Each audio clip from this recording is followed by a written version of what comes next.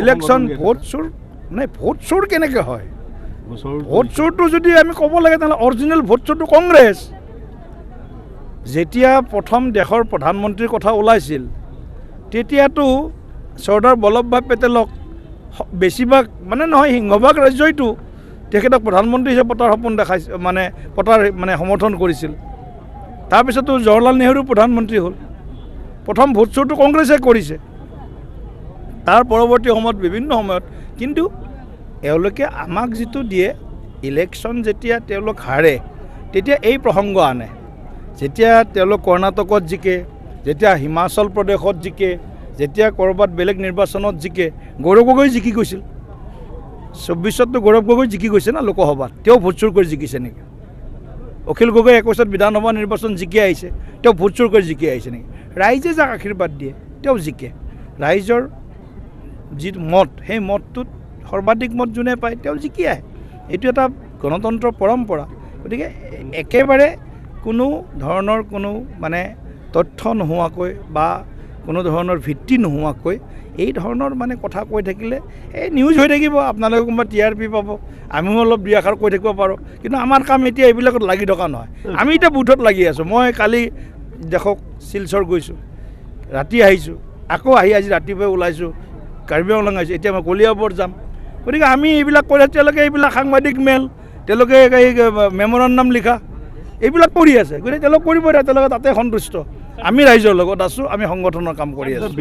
এতিয়া কথাবিলাক আমাৰ তেওঁ বাৰে বাৰে কয়, এটা কথাক আপোনালোকে কেৱল টানি আনিব নোৱাৰে। তেওঁ বাৰে বাৰে সদায় কয় যে দলৰ টিকট দিব পাৰে কেন্দ্ৰীয় নিৰ্বাচন যিটো আমাৰ সমিতি আছে, চেণ্ট্ৰেল চিলেকশ্যন বা চেণ্ট্ৰেল ইলেকশ্যন কমিটি, তেওঁলোকেহে চূড়ান্ত সিদ্ধান্ত দিয়ে। গতিকে বিজেপিত যিটো টিকট দিয়াৰ যিটো প্ৰথা যিটো কৈছোঁ বা প্ৰচেছ যিটো কৈছোঁ, সেই ব্যৱস্থা আৰু প্ৰথা হ'ল যে আমি হয়তো ইয়াৰ পৰা নাম পঠিয়াম, ইয়াৰ পৰা নাম পঠিওৱাৰ পিছত চেণ্ট্ৰেল আমাৰ পাৰ্লিয়ামেণ্টেৰী বৰ্ড হয়, চেণ্ট্ৰেল পাৰ্লিয়ামেণ্টেৰী বৰ্ডত, কেন্দ্ৰীয় সংসদীয় বৰ্ডত প্ৰধানমন্ত্ৰী ডাঙৰীয়াৰ অধ্যক্ষতাত সভা হয়।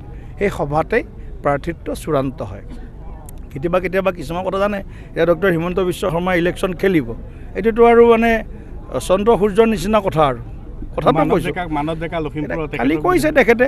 গতিকে তেখেতৰ চিন্তা চৰ্চাক আমি, তেখেতে যিবিলাক কথা কয় খুব চিন্তা চৰ্চা কৰি কোৱা কথা। গতিকে তেখেতৰ মনৰ ইচ্ছা হ'ব পাৰে, আৰু তেখেতৰ মনৰ ইচ্ছা মানে যিবিলাক বৰ্তমান বিষয় চলি আছে, নিশ্চয় তেখেতৰ ওচৰত মানে ইনপুট আছে বা ভাল কিছু কথা আছে, সংবাদ আছে, সেইকাৰণে কৈছে। একত্ৰিত বিৰোধীয়ে কিবা প্ৰভাৱ পেলাব পাৰে বুলি আপুনি ভাবে নেকি কাৰ্বি আংলঙত? বিৰোধীটো একত্ৰিত হোৱাৰ কথা তেনেকৈ যিবিলাক কথা কৈ আছে, গোটেই একত্ৰিত হ'লেও আমাৰ মানে ৰাইজৰ ওপৰত গোটেই নিৰ্ভৰ কৰিব। যদিও একত্ৰিত বিৰোধীয়ে 150জন মানুহৰ দ্বাৰা প্ৰটেষ্ট কৰে, বুজা নাই, আৰু যেতিয়া আজি আমাৰ সভাত, যেতিয়া এটা বুথৰ সভাত যেতিয়া আমাৰ 5000 কাৰ্যকৰ্তা হয়, গতিকে 6000 বা যিয়ে নহওক 5000 ধৰিলোঁ, য'ত 150 আৰু 5000, গতিকে এইটোৱে প্ৰমাণ কৰিব ৰাইজ উন্নয়নৰ পক্ষত আছে।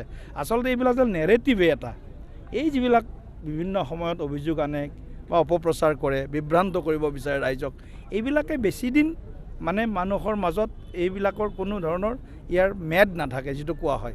এইবিলাক বহুত বস্তুৱেতো মেদ উকলি যোৱা বিষয়। এই ভোট চুৰিৰ বিষয় মেদ উকলি গৈছে, উকলি যোৱা এটা মানে মেদ উকলি যোৱা এটা বিষয় আকৌ তেওঁলোকে আনিছে। তেওঁলোকে দিল্লীতো কৈছিল, তেওঁলোকে বিহাৰতো কৈছিল, তেওঁলোকে আৰু বেলেগ ৰাজ্যত কৈছিল। নিৰ্বাচন আয়োগক তেওঁলোকে ধৰিব লাগে, তেওঁলোকে কমপ্লেইন দিয়ক না। কাবাৰ যদি এটা নামো ইলিগেলি কাটিছে, কংগ্ৰেছৰ যিমান বুথ আছে, ৰাইজৰ দলৰ যিমান বুথ আছে, বা অসম জাতীয় পৰিষদৰ যিমান বুথ আছে, বাওঁপন্থী দলৰ যিমান বুথ আছে, আমাৰ অজিত ভূঞা ডাঙৰীয়াৰ দলৰ যিমান, কিবা দলৰ নামটো নাজানো, দলৰ যিমান আছে বুথ, সকলোৱে লগ লাগি কমপ্লেইন লিখক, অবজেকশ্যন কৰক, তেতিয়া ইলেকশ্যন কমিশ্যনৰ কাম এইটো।